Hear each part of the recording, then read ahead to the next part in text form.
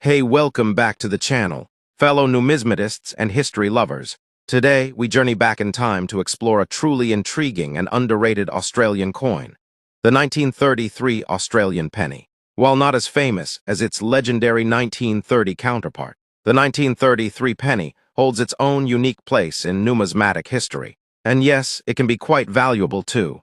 Stay tuned as we reveal its secrets, minting details, current value, and why every serious collector should care about this overlooked gem. First up, 1930 penny. The early 1930s were a challenging time for Australia.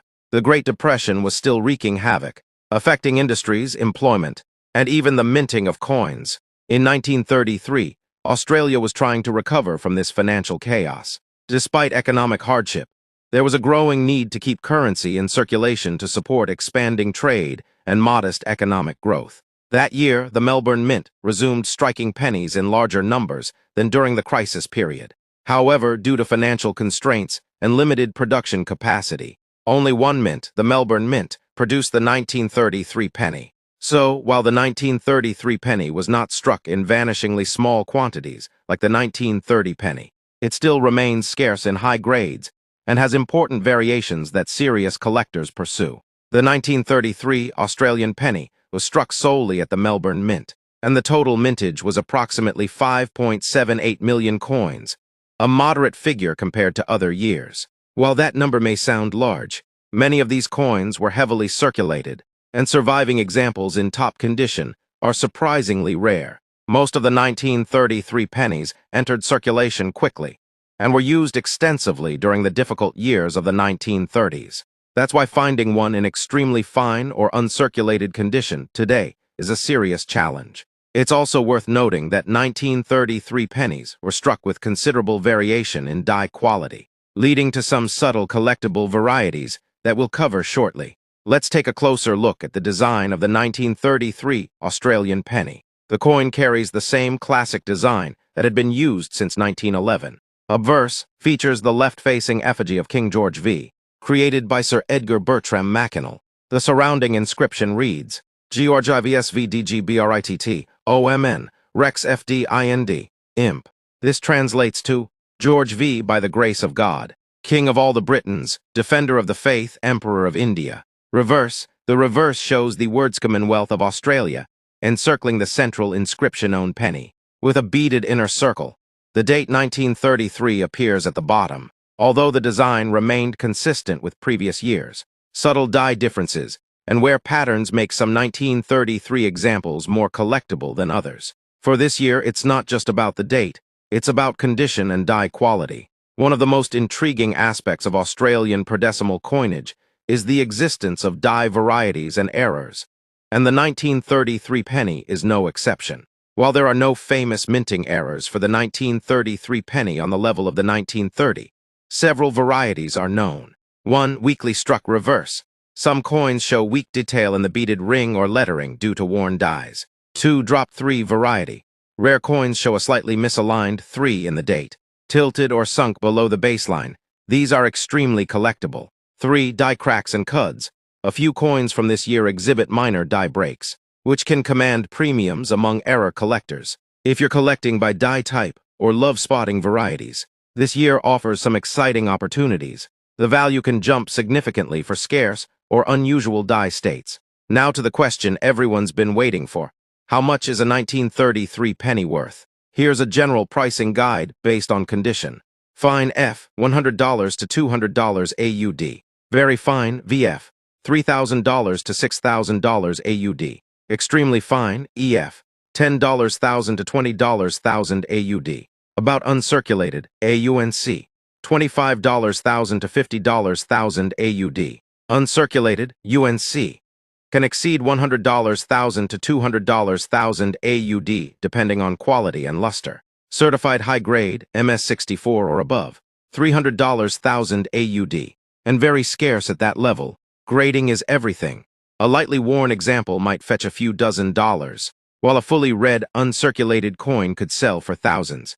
Third-party grading by PCGS or NGC can significantly increase value and buyer confidence. If you're on the hunt for a 1933 penny, here are some tips to keep in mind. 1. Check for luster.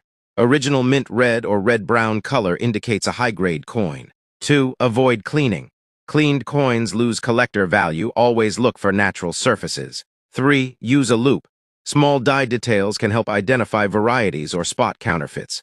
4. Buy from reputable dealers. Prefer coins with authentication or provenance. The 1933 penny is an excellent piece for intermediate collectors. It's not so rare that it's unreachable, but not common either, especially in higher grades. It's a coin that can complete a King George V penny set, or serve as a valuable investment on its own. Here are some quick-fire facts that might surprise you. Did you know?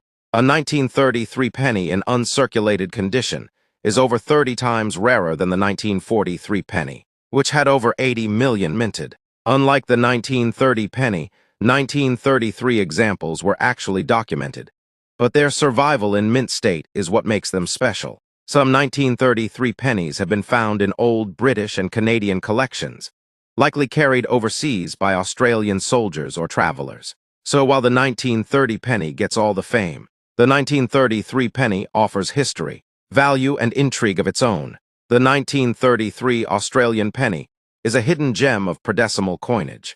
It represents a nation in recovery, an economy finding its feet, and a mint working to meet public needs in difficult times. Whether you're a seasoned numismatist or just beginning your collecting journey, the 1933 penny is one to watch and one to treasure. Did you enjoy this in-depth breakdown? Let us know in the comments if you own a 1933 penny, or if you're now inspired to hunt for one. Next up, 1931 penny. 1931 was a year of global and domestic turmoil. Australia was deep in the throes of the Great Depression. Wages had plummeted, unemployment soared, and the government was struggling to stimulate the economy. Coin production at this time was conservative. The demand for coins, particularly lower denominations, had dropped, but despite this, the Melbourne and Perth mints continued to strike pennies to meet national needs. The 1931 Australian penny was not just another coin. It was a reflection of a nation fighting to stay afloat during one of its darkest economic chapters. Now here's where it gets interesting. Unlike many other years, the 1931 penny was minted in two different facilities, Melbourne and Perth. Each mint struck coins using distinct dies, which means, you guessed it, there are different varieties. Let's break down the total mintage. Total 1931 pennies struck, approximately 3.4 million.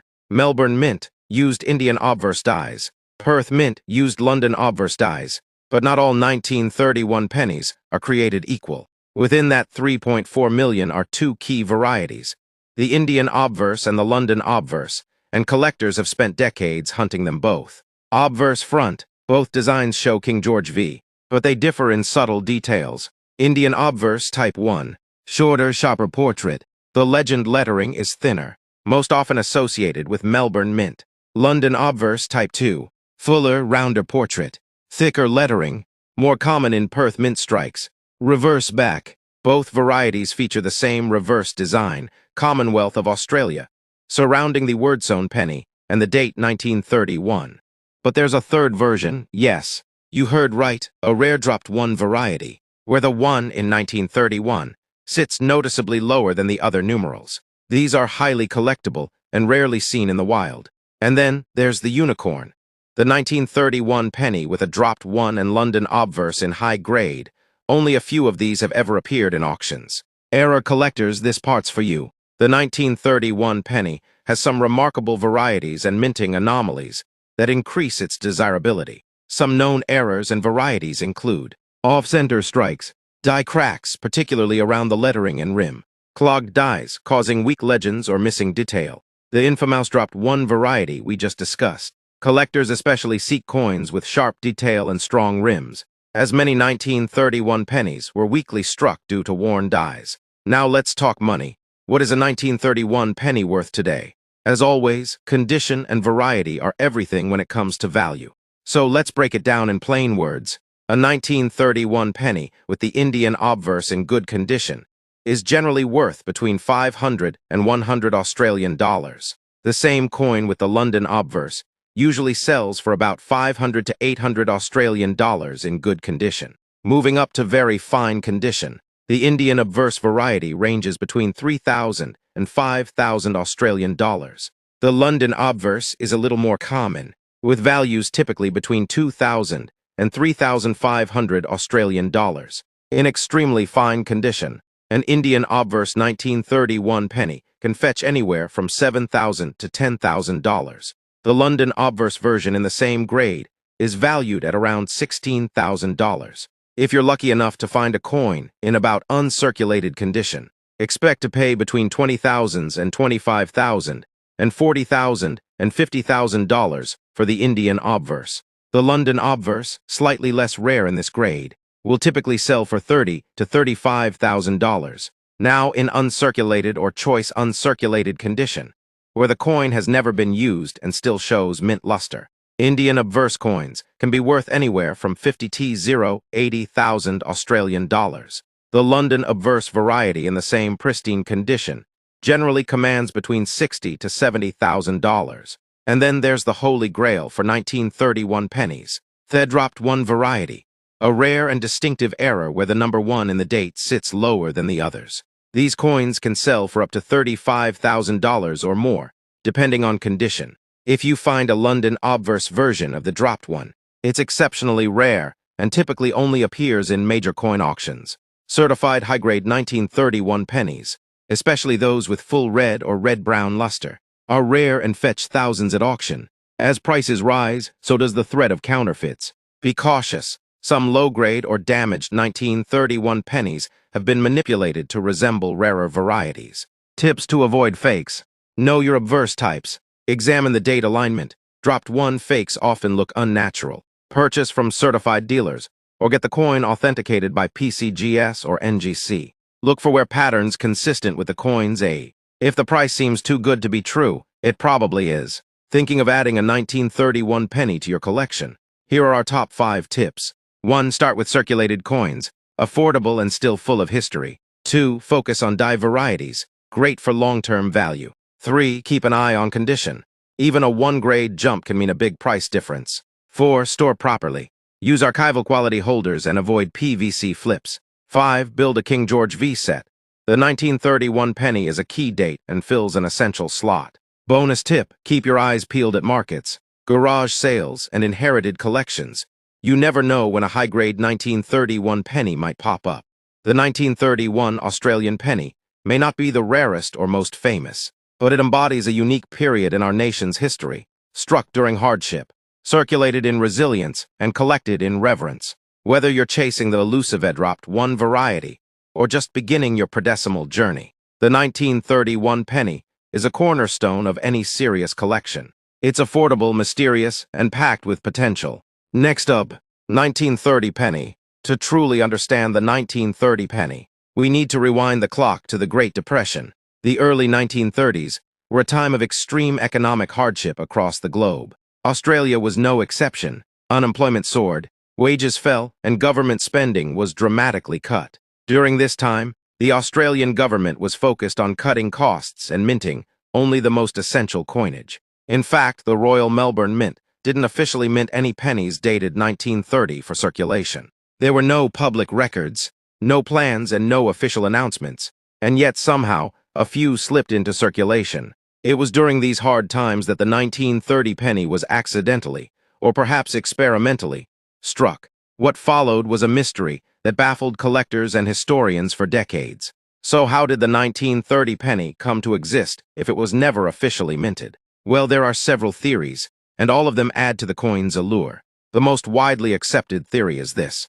In late 1929 and early 1930, the Royal Mint in Melbourne was preparing coinage dies for testing and alignment purposes. During this phase, a very small batch of pennies, using dies dated 1930, were struck unintentionally. These coins were not meant to enter general circulation. They were simply trial pieces.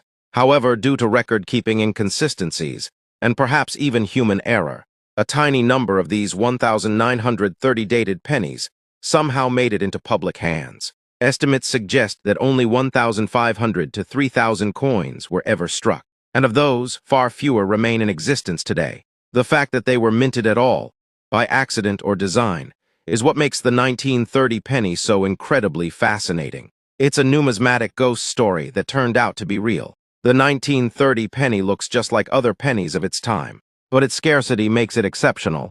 Let's break down its physical characteristics. Metal composition: bronze 97% copper, 2.5% zinc, and 0.5% tin. Diameter 30.8 millimeters. Weight 9.45 grams. Obverse features the left-facing portrait of King George V, with the inscription GEORGIVSVDGBRITT, OMN, Rex FDIND, Imp. Reverse, the traditional Commonwealth of Australia design with the word penny in large letters, surrounded by a ring and dots, and of course the fabled date 1930 at the bottom. Despite its ordinary appearance, experts can often identify a genuine 1930 penny by examining the dies used, specifically the slightly deeper impression of the date and subtle differences in die wear. With high value comes high risk, and unfortunately, the 1930 penny has been heavily counterfeited over the decades. There are two known types of genuine 1930 pennies. One, the Indian obverse type, slightly more common, with subtle wear details around the crown and lettering. Two, the London obverse type, far rarer, showing a more delicate rendering of King George V's portrait. Professional grading services, ultraviolet tests, and die matching are often used today to verify authenticity, and it's absolutely crucial to have any suspected 1930 penny examined by a professional. A fake can look very convincing to the untrained eye, but a true 1930 penny has unmistakable characteristics under magnification. So just how much is a 1930 Australian penny worth? Prices vary greatly based on condition. Here's a breakdown. Fair to fine condition: $25,000 to $75,000 AUD. Very fine to extremely fine: $100,000 to $250,000 AUD. Uncirculated or proof examples: over $0.5 million AUD, and some have sold for more. One of the highest prices ever fetched was in 2021, when a proof 1930 penny sold for $1.15 million AUD at auction. These coins are not just currency, they're historic artifacts, investment-grade collectibles, and national treasures. The 1930 penny has found its way into the hands of celebrities, politicians, and major collectors. Even Australian cricketer Sir Donald Bradman reportedly owned one. One particularly interesting story involves a young boy in the 1940s who found a 1930 penny in change from a corner store. And years later, that same coin paid for his entire university education. This coin has become a symbol of luck, rarity, and history. It frequently makes headlines and is often the centerpiece of museum exhibits and private collections. Still hoping to find a 1930 penny in your change? Unfortunately, that ship has mostly sailed. However, they do occasionally turn up in old collections, estate sales, or hidden in dusty family drawers. If you ever suspect you found one: 1. Check the date. Does it clearly read 1930? 2. Examine the obverse. Look at the king's portrait for telltale die marks. 3. Get it verified. Have it professionally authenticated by a numismatic expert or third-party grading service like PCGS or NGC. And remember, if the deal looks too good to be true, it probably is. Don't buy a 1930 penny without proper documentation and provenance. The 1930 Australian penny is more than just a coin. It's a legend, a mysterious relic from one of Australia's most difficult periods. It's a reminder that even in the darkest times, something truly rare and valuable can emerge. Have you ever seen a 1930 penny in person? Or maybe your grandparents have one tucked away in a drawer? Let us know in the comments below. And if you enjoyed this deep dive into one of the most iconic coins in history, don't forget to like, subscribe, and hit the notification bell. We've got more incredible numismatic stories coming your way. Thanks for watching and happy collecting.